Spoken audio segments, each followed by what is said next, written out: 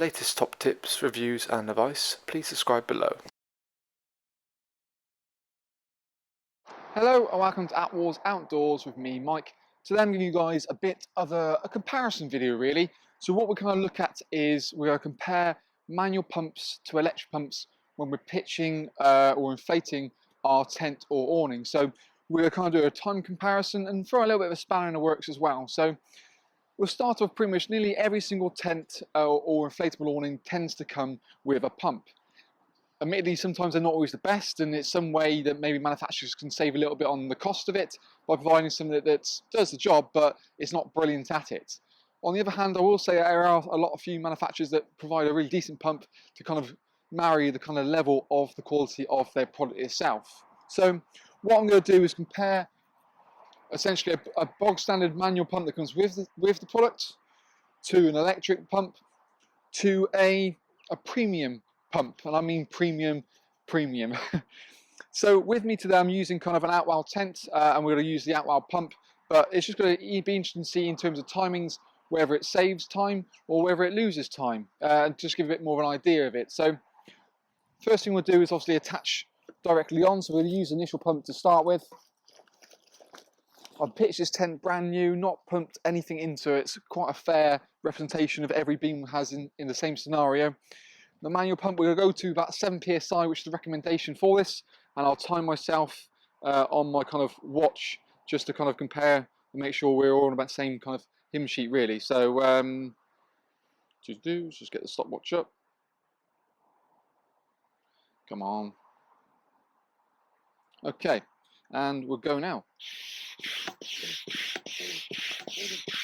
So I mean, the joys of this actually is there's quite a low resistance to this in particular. So I mean, means you can probably go at a slightly quicker rate. I think certainly with kind of the Outwells in particular, the valves are quite bigger, sort of a bigger opening, makes things a bit easier. But as we kind of increase, the resistance gets a bit harder. Where are we up to now? Nearly there. And that's it. So I mean, what was that? 37 seconds, which I don't think is too bad to get the full pressure. Of course, we'll pop this up into place as we see. It's one thing I'd probably say is once you've got, in fact, let's put the electrical on first. For this, I'm using kind of Outwell's kind of standard pump. It will kind of vary a little bit depending on which pump you kind of go for, to which kind of the performance level. But I think for me, so that's twist locked on. I think for me, electric pumps are probably a bit better when you've got, say, a single point inflation system. Alternatively, if you've got kind of like, you're a bit older, you want a bit of rest, press a button, let it do it for you. Arguably, you can get to a better regulated pressure on this than you would if you would for a manual with essentially a dial, but we'll kind of go through that in a second. I'm using a little power bank for the cigarette lighter from Vango. So just basically, rather than having it to a car, it gives me sort of power on the go. And then from here, we can set the pressure. So again, we're going 7 psi is what we want. So hold down the plus, so each pump's differently. And then kicks into place. Obviously, it's a little bit noisier, but I can kind of get on what I want to do. So, set the watch.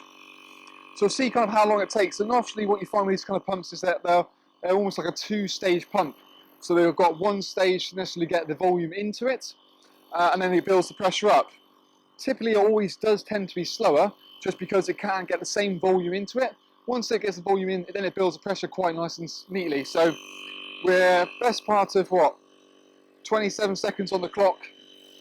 So we're getting closer to where we were now, but you can see from an inflation point of view, it's not really there. And that's where I think certainly when you've got, say, like a Dometic awning or any sort of single point inflation caravan awning, that's where I think it comes into its own, because I think the time difference between doing 1 manually, 2 manually, 3 manually is a bit less because you get a gap in between.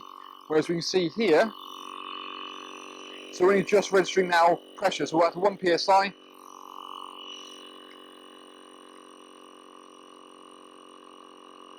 One and a half psi. So again, take it for a beam. I don't think you see the benefit of it. Admittedly, I'm here chilling, I can have a can of cider or whatever you want to go with. And I think for me, like I said, with the single inflation point on the tents, like you can hear that tone's changed a little bit. So we're up to the higher pressure scenario now. So we're ramping up now, up to 4 psi. The joys, I would say, with a kind of electric pump is it's more of an accurate process. So it'll cut off when it gets to the right pressure in comparison to, say, a manual pump where you're relying on a dial. And depending on what valve system you've got on your dial, it kind of flicks up and flicks down. So it doesn't really give you an overall accurate reading, where a digital display, it will naturally cut off when it gets to the right pressure. So that's always worth consideration.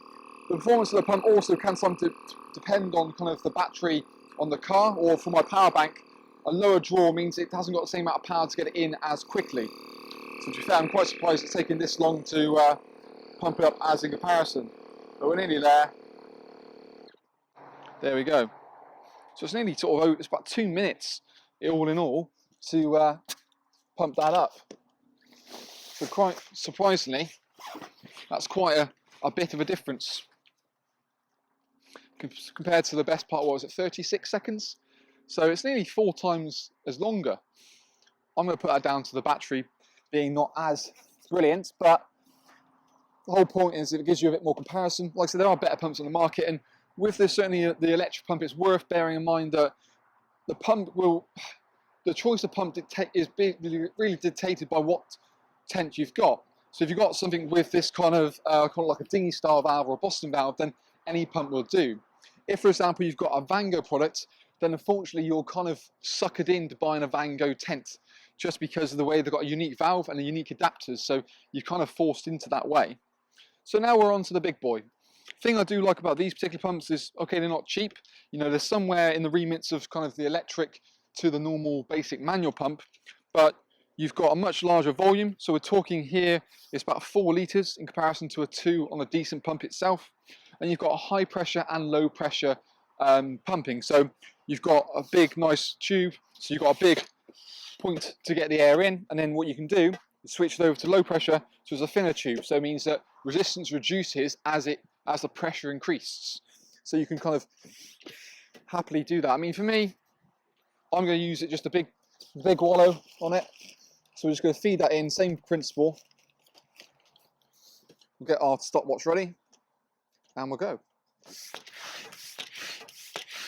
So initially, I think, you know, each pump, you sort of, every sort of 1 pump is almost 2 pumps of that, and you still got kind of like a, it sort of feels a bit more sort of single action, but I feel like I'm getting more kind of air into it. What's that then? 20 seconds. That's 23 seconds. So, you know, we are talking about a third quicker in comparison to that. So a bit interesting kind of how that compares one another. You can always, I always say, go with the manual pump initially you get with the tent. If you want that sort of sit back luxury, then go for an electric pump, depending on which one you can necessarily look at. Like I said, for a single point inflation, for me, I think it works. I would always go for electric pump, just because to do the amount of air, all these tubes at the same time from one point without no break, I think is a little bit much. So that's where I think, yeah, electric pump comes into its own. Using it manually day to day, I personally do like the larger pump, but admittedly it's an extra cost. If you want any more information, of course, or want to see the products we've used in this video, you can check the link below this video. It'll take you through to the individual products. We've kind of listed it in the kind of comments bit below, so you can really kind of see and compare and contrast between the two. But it's worth also looking to have a look. We've done a separate review video on some of the pumps, so if you want to see what the best pump to buy is, admittedly probably it would be better than the one I've used here. I would expect it to be maybe a third, sort of 3 times the length, possibly 2 times the length, depending on the system, rather than 4 times the length we're talking with the 12 volt we use today. So interesting little concept. By all means, let us know what you think of the kind of the idea of everything, and it's always great to have feedback from you. So that's our little comparison video when we're talking manual pump versus electric. Hopefully we'll see you again soon, and thank you again for watching.